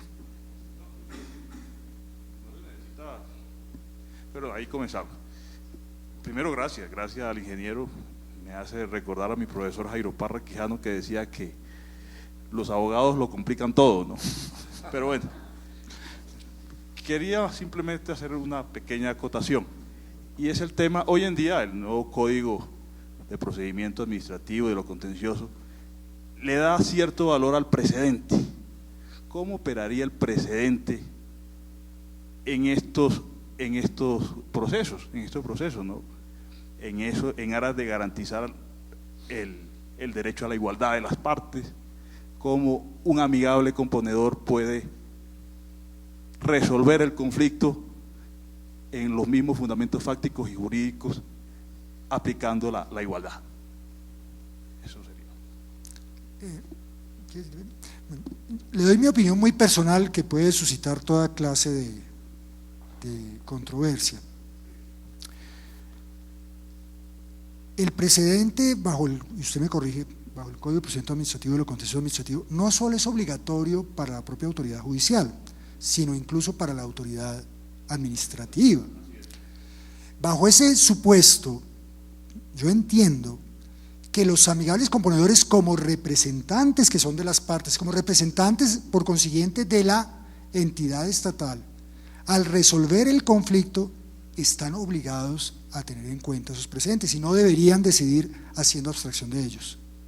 Esa sería mi opinión muy personal, pero es una opinión. Ya, aquí un segundo, ya pasamos por allá. Buenas noches. Pues estimulado por la intervención aquí del compañero sobre Jairo Parra, voy a compartir una historia cortica y después quiero hacer unas preguntas. La historia es, hay una película que se llama Volver al Futuro, la segunda, en que se van al futuro porque al hijo del protagonista se va a meter en un problema judicial, y entonces cuando llegan, el sabio que se inventó el carro le dice: mira, aquí está el periódico donde dice que lo condenaron, y él dice: pero ¿cómo así? Si es que el delito fue a las 10 y a las 10:15 ya estaba condenado, ¿cómo es posible que lo hayan condenado tan rápido? Y le dice el sabio: lo que pasa es que abolieron a los abogados. Está bueno, no recordaba esa anécdota. Ahora, en relación con los temas, yo que entendí, y les ruego que me excusen, llegué unos minuticos tarde, no sé si me habré perdido de algo, seguramente. Primero, evidentemente el amigable componedor no está dictando justicia, ¿no es cierto? O sea, no tiene función jurisdiccional. Y su decisión se vuelve vinculante, pues porque es un acuerdo entre las partes. ¿Y cómo está estructurado, digamos, ese carácter vinculante de la decisión del amigable componedor? Las dos partes, primer acuerdo, que era el que mencionaba el doctor, el doctor Cárdenas, las dos partes se ponen de acuerdo para decir: vamos a decirle a un tercero, que es un señor, que nos resuelva este problema que tenemos entre los dos, primer contrato, digamos, y le dan un mandato al señor. Yo entiendo que es un mandato con representación, no es un simple mandato donde le hacen un encargo de decirle: háganos esta vuelta, sino además le dan la representación. Y entendí en la tesis del doctor Silva que cuando este señor amigable componedor resuelve, lo que está es manifestando simultáneamente la voluntad de las dos partes, es como haciendo un contrato él en representación de cada una de las partes, donde está diciendo, donde las dos partes están obligando al contenido, digamos, de esa decisión. Entonces, primer punto, está relacionado con el carácter vinculante, y eso también, digamos, le llama a uno la atención, es que hay un punto crucial, que es donde digo que no tengo claro, y es, uno supondría que eso tiene que ver también con dos cosas: uno, con la irrevocabilidad del mandato, y por supuesto con la revocación de la representación. Sí, evidentemente puede existir, digamos, un mandato sin representación, caso en el cual pues digamos no habría, la decisión del amigable componedor no obligaría a las partes, pero si es con representación, pues entonces entendí que el doctor Silva había dicho como un contrato consigo mismo, aunque en realidad no es un contrato consigo mismo, sino es un representante representando a las dos partes. Entonces, primera pregunta relacionada con la revocabilidad, porque una parte de la seriedad que debe tener un acuerdo de amigable composición es que pues que no se pueda patraciar ninguna de las partes cuando vea que se le está poniendo el problema grave. Otro punto que quería mencionar, perdón un segundito, juro que no me demoro.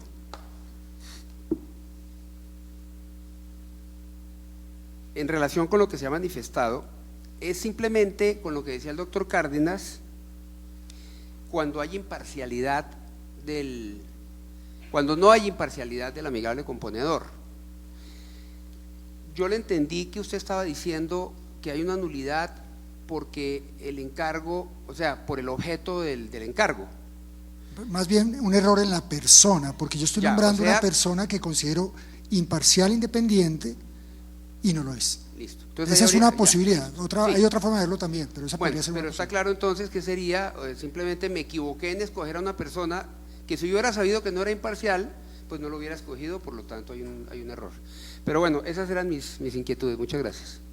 No que si quieras mirar el tema de Fernando. Pues digamos, en el punto de revocabilidad, claro, pues en el mandato eso es posible, pero por supuesto, digamos, hay que hacer alguna diferencia. El mundo del mandato civil, el mundo del mandato mercantil, la revocación del mandato en la consideración que la Corte Suprema de Justicia hizo en la década de los 80 en una sentencia muy interesante de Carlos Esteban Jaramillo, pues concluyó que como hay una regla en el Código Especial, en el Código de Comercio sobre la revocación por justa causa cuando el mandato es en interés del mandatario y del mandante o del mandatario de un tercero o del mandante de un tercero, entonces allí hay una limitación.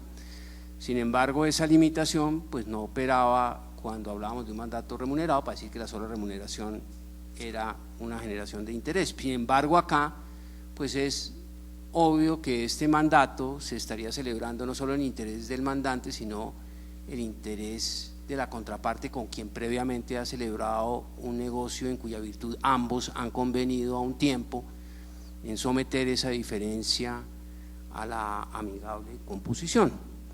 En ese sentido, la norma no establece esa implicación. Uno debería deducir que una implicación del acuerdo de habilitación pues es la irrevocabilidad, pero ese es un tema que no se resuelve. Digamos que, para volver al profesor Correal, decía que ese es un defecto que tenía esta cosa, porque es que por eso es que debía ser un mandato, un contrato de prestación de servicios donde ese sí que más que revocable, ¿no? Pues lo primero que le dicen a uno es que puede despachar al señor para la casa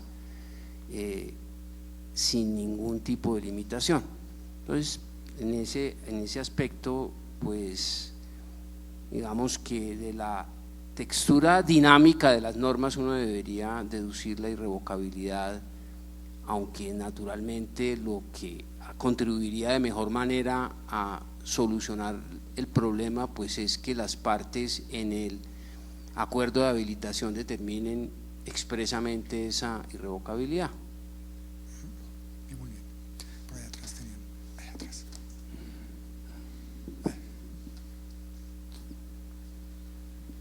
Buenas noches. Son dos preguntas nomás.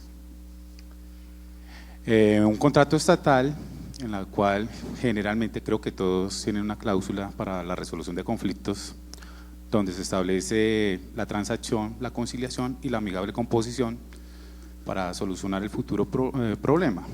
Se presenta el problema, el conflicto, se instaura la amigable composición, pero no dieron observación a lo establecido en el decreto 1716 de 2009, el cual establece que hay un comité de conciliación que previamente tiene que dar un visto bueno para utilización de la conciliación o cualquier otro mecanismo, arbitraje o amigable composición.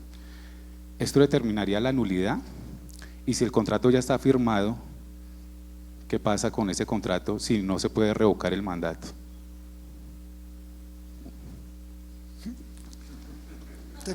Tema complejo. A ver, pero quiero precisar la pregunta, si usted me permite, le pido una precisión. La hipótesis que usted está examinando es que no hubo comité de conciliación para incluir la cláusula en el contrato, o ya incluida la cláusula en el contrato. ¿Cuál es la hipótesis que usted está examinando? Casi yo le pongo que el 100%, el 99% de los contratos estatales tienen una cláusula de resolución de conflictos. Sí. Yo creo que no habría problema si hubieran solo dejado amigable composición. El problema en el caso específico es que establecieron transacción, conciliación o amigable composición. Una de las partes, una entidad estatal, se opone a que continúen con la amigable composición porque no, se echó para atrás, mejor dicho, porque no fue al comité. Esa es la excusa. ¿Pero no fue al comité qué? ¿Pero cuándo no fue al comité? ¿Una vez firmado el contrato, cuando salió se firmó el conflicto? contrato, se presenta el problema y exacto. ellos dicen tenía que ir al comité, Okay. Y se echa para atrás, siendo la amigable composición inminentemente contractual. Está vinculada a la entidad estatal. La entidad estatal no podría sustraerse, como no puede sustraerse del pacto arbitral, tampoco puede sustraerse del pacto amigable de composición que libremente asumió. Sí, la Procuraduría ha dicho que no, que tiene que someterse a la decisión del comité de conciliación de las dos entidades. Pero fíjese usted que eso permite entonces que una entidad pública, sin haberlo previsto en el contrato, se sustraiga a un pacto válido. Sí, eso es lo que yo también lo tengo así. Y esa era… Sería bueno que nos compartiera alguna decisión de la Procuraduría para tenerla como referencia. Ya. Y la segunda pregunta es, el Consejo de Estado establece que hay 3 momentos, ¿sí?, de la amigable composición, pero en la práctica yo veo que pueden ser 4. Y no sé cómo se da en la práctica. Primero el contrato, donde establecen la amigable composición. Luego, presentado el conflicto, ellos designan qué centro de conciliación va a ser el que conoce del conflicto. Entonces dirán la Cámara de Comercio de Bogotá. Hay muchos reglamentos, yo he observado, que dicen que se debe otorgar después un poder. Sería un cuarto y después pues la decisión. No sé en la práctica cómo lo lleva la Cámara de Comercio. Quisiera saber. Los casos actuales son básicamente los que yo conozco, son casos de contratos de la ANI. Los contratos de la ANI, al prever la amigable composición, expresamente establecen el centro en donde debe operar la amigable composición, en el caso Cámara de Comercio de Bogotá. Entonces ya en el pacto mismo se dice cuál es el centro. Entonces lo que hay, entonces vamos por partes. Lo que normalmente ocurre es, lo que está ocurriendo es que las partes, cuando tiene un conflicto, porque a ver, el contrato de la ANI tiene 2 formas de amigable componedor, el contrato actual de la ANI. Tiene un amigable componedor transitorio y un amigable componedor permanente. La idea es que el amigable componedor permanente acompaña la ejecución del contrato durante toda su vida para hacer un mecanismo de solución de controversias mucho más eficiente. Y el amigable componedor transitorio simplemente va a intervenir cuando surja un conflicto puntual. Esas son las 2 modalidades. El contrato en su modelo actual, si alguien lo conoce en detalle me puede complementar, establece que el concesionario escoge cuál quiere. Si escoge el permanente, pues hay que nombrar los amigables componedores con el mecanismo que está allí previsto. Cada parte escoge un amigable componedor y entre los 2 nombran el tercero. Si escoge el transitorio, pues habrá que nombrar al amigable componedor cuando surja el conflicto en principio, si ahora no me fallas así. Y una vez nombrado el amigable componedor, hay que presentarle a ese amigable componedor, hay que hacer el reglamento prevé que hay que hacer una solicitud de amigable composición, dice el reglamento de la Cámara de Comercio, con unos requisitos que buscan es delimitar el conflicto. No se otorga ningún poder, el poder surge de la propia cláusula del acto de designación.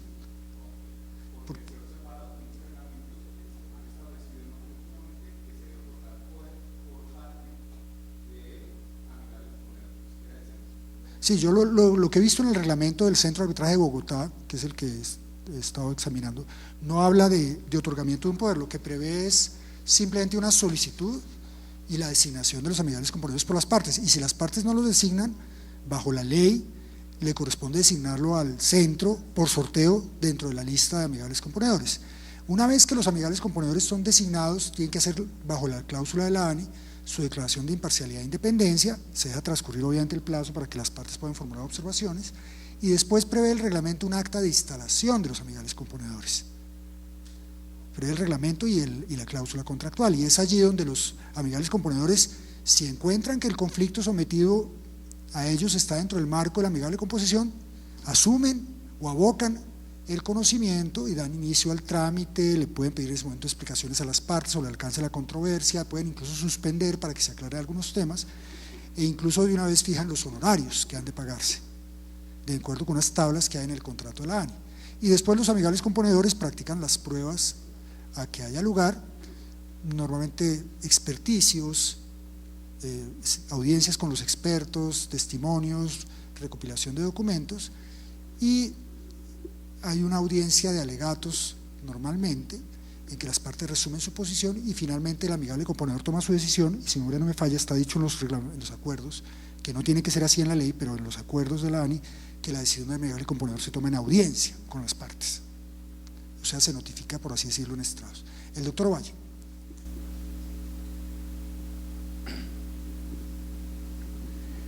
Quiero referirme un poquito al tema que han planteado sobre los contratos estatales en cuanto a los comités de conciliación. Es entendible que aquí hay un tema de fondo y es el patrimonio público, de tal manera que eso no es, como quien dice, un simple requisito de tramitología. Es un tema de fondo porque todo lo que tenga que ver con los mecanismos alternativos de solución de conflictos en las entidades públicas debe ir al comité de conciliación. ¿Cómo están conformados esos comités de conciliación? Por la cúpula de la entidad. Imaginémonos que es un ministerio el que ha contratado. Entonces son decisiones que primero, por ejemplo, en el caso de que la entidad le da poder a alguien para que lo represente, bien sea de la misma entidad o de fuera, y tenga que ver con algunos de los mecanismos, pues necesariamente tiene que recibir unas instrucciones que han sido debatidas por esa cúpula de la entidad, muchas veces el ministro, por ejemplo, o su delegado, el viceministro, el secretario general, etcétera, las personas más importantes de la entidad generalmente, el jefe de la oficina jurídica. Entonces el tema se discute hasta la saciedad cada vez que se vaya a tomar una determinación, porque el asunto pues afecta positiva o negativamente en alguna forma el concepto de patrimonio público. Entonces es delicadísimo, de tal manera que no hacerlo no solamente implica sanciones disciplinarias por estar violando el procedimiento, sino que además pues la decisión que se tome sin tener en cuenta el comité pues va a quedar un poco en el aire. Entonces sobre eso es que quiero llamar la atención, porque ese fue el caso de Dragacol, precisamente donde hasta cierto punto entraron a excederse en los reconocimientos en la conciliación, y entonces una afectación del patrimonio público. Y precisamente en el tema de la conciliación pues había que considerar si eso sí se había estudiado suficientemente allá en la entidad. Hoy en día esos comités de conciliación pues hacen esa función, es decir, no es simplemente un trámite de forma, sino que es de fondo. Sí, yo simplemente me quería preguntar en torno al muy importante comentario que hace el doctor Ovalle, lo siguiente,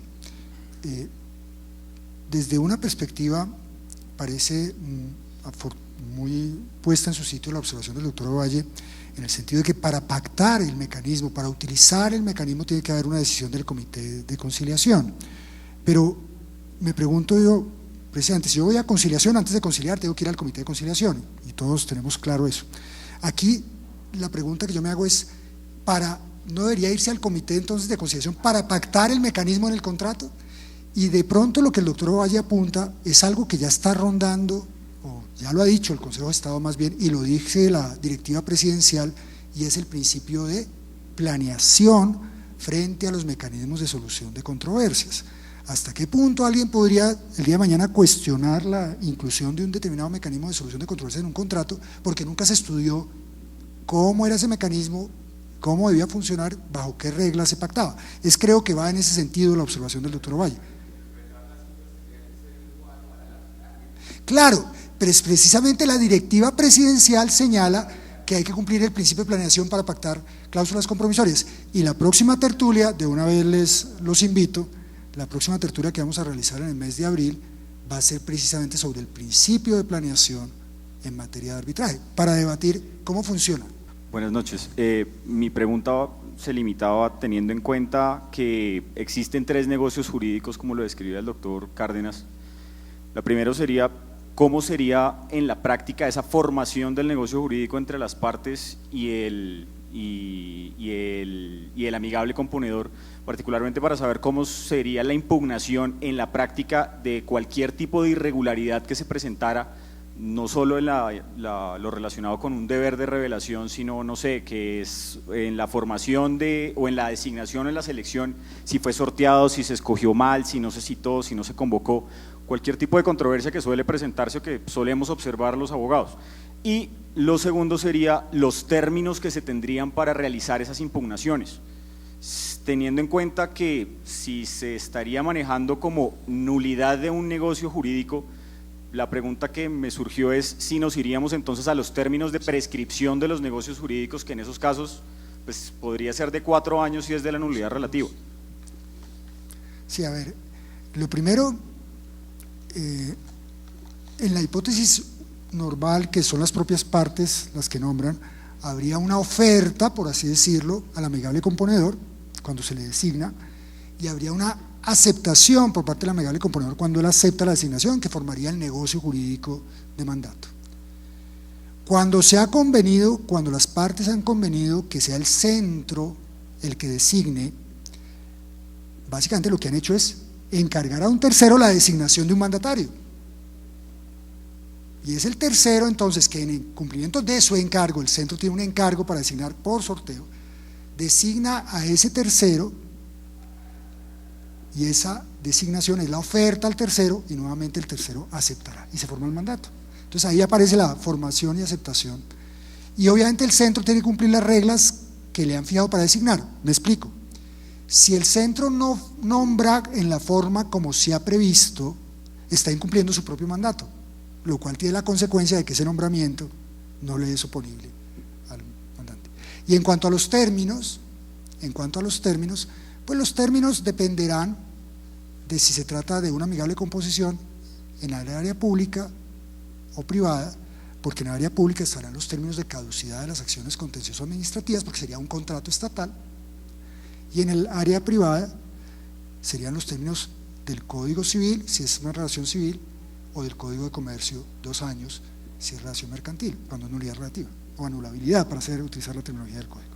No sé si Fernando quiere agregar algo. Sí.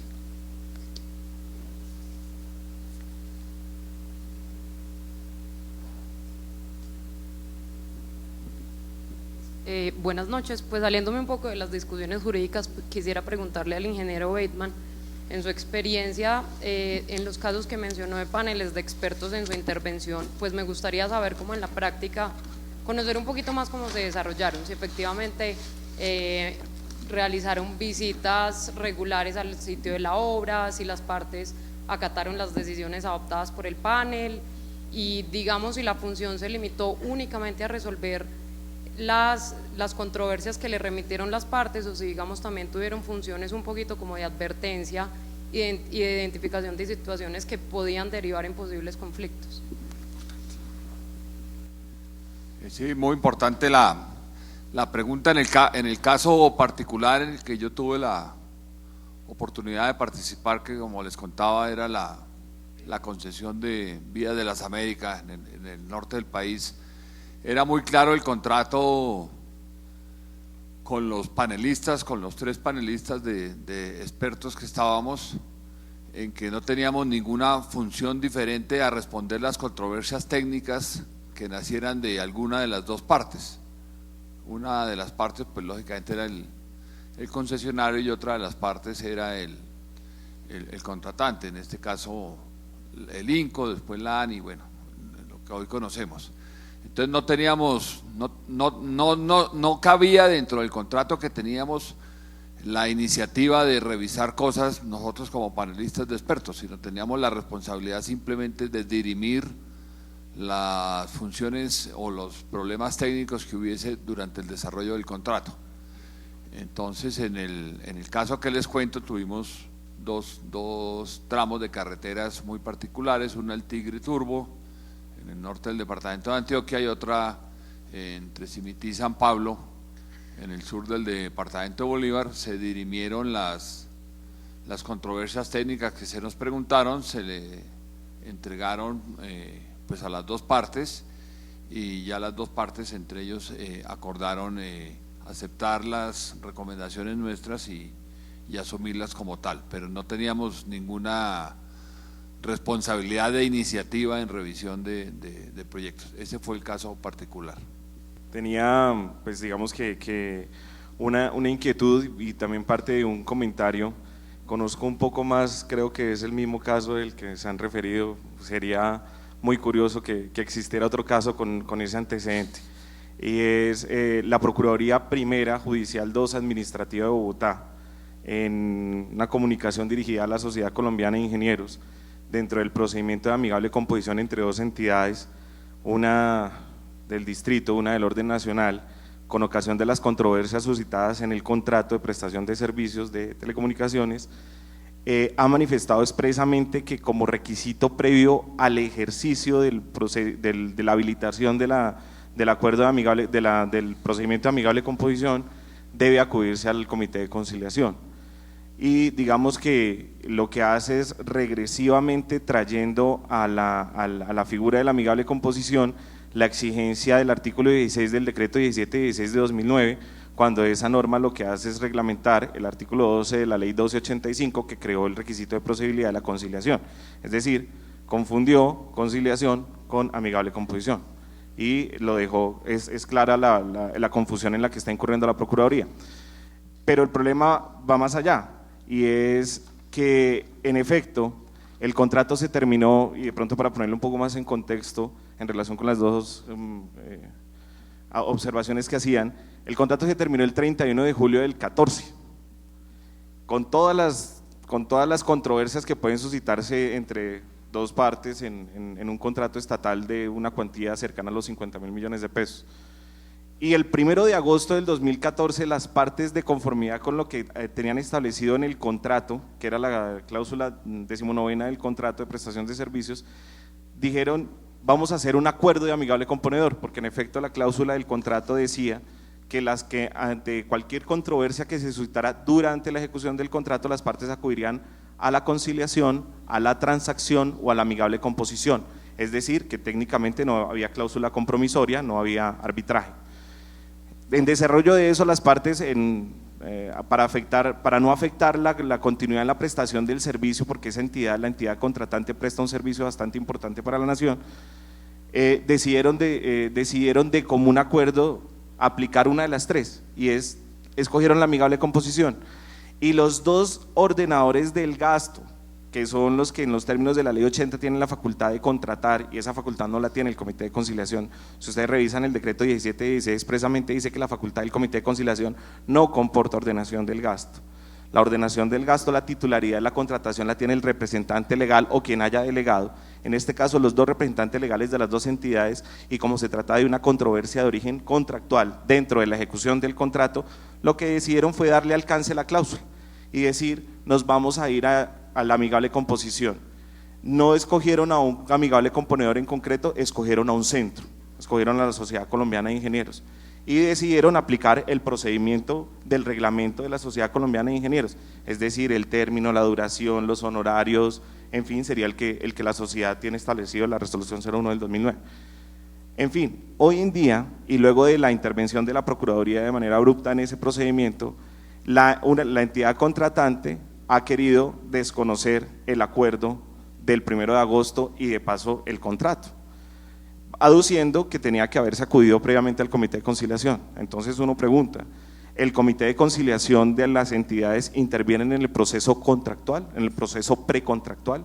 Si uno mira la minuta que se volvió el contrato, estaba en el pliego de condiciones del proceso de selección abreviada que por declaratoria desierta de la licitación pública se convirtió en el contrato que se celebró, y que yo sepa, todavía no existe la participación de los comités de conciliación en los procesos precontractuales. Entonces, hay ahí, digamos que una cosa que debe identificarse es que, sobre pretexto de blindar la decisión del amigable componedor, y muy claro, por ejemplo, que existen diversos subnegocios jurídicos dentro de todo el marco de la amigable composición, uno pensaría que el comité puede llegar a tener una intervención. ¿Cuándo?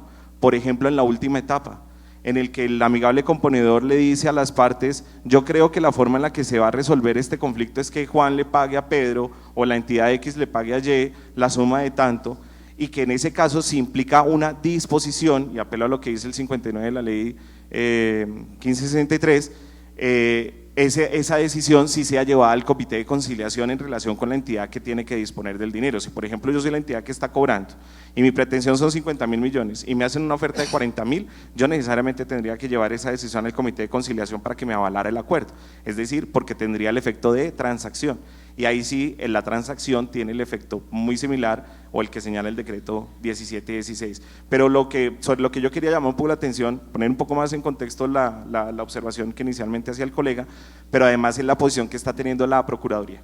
Es una posición que ya se solicitó revisar, y el superior del Procurador Primero Judicial, que es el Procurador Delegado el Procurador Primero Delegado ante el Consejo de Estado, coordinador de los Procuradores Judiciales, ha ratificado esa posición. Entonces, digamos que lo que está haciendo es nugatoria la existencia de la amigable composición, casi que no da ninguna otra posibilidad. Muchas gracias. ¿Quieres decir algo, Fernando? No sé, tal vez digamos que me parece que la cuestión admite diferentes alcances según el alcance de la cláusula. Es distinto si yo digo, por ejemplo, que la amigable composición, como está previsto en algunos contratos, es una opción a la que puede acudir la entidad que finalmente puede no acoger el mecanismo de amigable composición y nos vamos a arbitraje. Entonces, si yo también tengo la posibilidad de conciliar, porque lo puede haber dicho el contrato o no, pues si yo voy a conciliar, tengo que ir al comité de conciliación. Si yo voy a utilizar la cláusula de amigable composición, debo ir al comité porque estoy escogiendo en medio de un conflicto un camino. Si en cambio de eso yo he previsto, como ocurría en estos contratos, donde ex ante, es decir, antes de la celebración del contrato, o sea, no hay conflicto, yo no tengo que ir a llevarle al comité de conciliación la definición que más bien obedece al problema de planeación contractual, si yo voy a incorporar esa cláusula que está previendo cómo me voy a comportar si hay un conflicto. Allá no hay comité de conciliación. En este caso, si usted plantea que puede ser A, B o C como mecanismos de solución que las partes definieron y se obligaron a coger uno de ellos, pues ya está definido ex ante, no está definido cuál. Ahí podría haber la discusión pero en todo caso creo que también existiría la discusión de si la entidad en un momento dado y no observó eso, ¿dónde está previsto que ese es un presupuesto para la validez de la actuación de aquel a quien yo ya le encomendé la gestión? Ahí me parece que habría una discusión.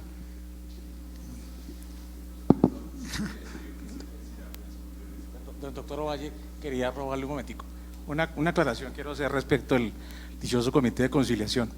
Lo hemos conversado aquí en la Cámara, al seno de los conciliadores, porque cada rato sale en boga el tema de que el comité tiene que intervenir. Cuando uno revisa el decreto 1716, el artículo primero, el objeto del decreto, establece muy claramente cuál es la función y la competencia de ese comité. Es referirse a las conciliaciones específicas para los casos específicos, que son 3, hoy 4, y no para todo tema. El asunto del artículo 16 que menciona el doctor, de igual manera se ha considerado al seno del centro. por lo menos en alguna parte de lo que así se piensa, que no se requiere la participación del dichoso comité en toda decisión que involucre métodos alternativos, sino únicamente ateniéndose al artículo 1 del dichoso decreto a los casos que específicamente ahí se establecen. En la medida en que el comité de conciliación fue hecho específicamente para una tarea, para unas tareas, no, como dice el doctor, no era para la etapa sino precisamente cuando están en curso esos mecanismos alternativos de solución de conflictos, pero ante todo la conciliación. Después se fue incluyendo el arbitraje y se fue incluyendo la amigable composición, cuando eso está en camino. Debe ir porque es clave, claro, tomar unas determinaciones. Por ejemplo, si hacen en una conciliación una propuesta de acuerdo, el apoderado en ese momento dice: ¿qué hago? Tengo poder, pero yo me voy al comité a ver qué dicen allá. La decisión es de fondo. Eso es bien distinto a lo que está diciendo la Procuraduría, porque es que las normas no fueron para eso. Lo digo un poquito con conocimiento de causa porque yo fui de la comisión de esos dos decretos en mi época que estuve allá precisamente. Entonces lo que pasa es que quienes están actualmente no han analizado bien las normas y están desvirtuando la cuestión y pensando que el tema es para hablar de nulidades y de otras cosas. Así lo veo.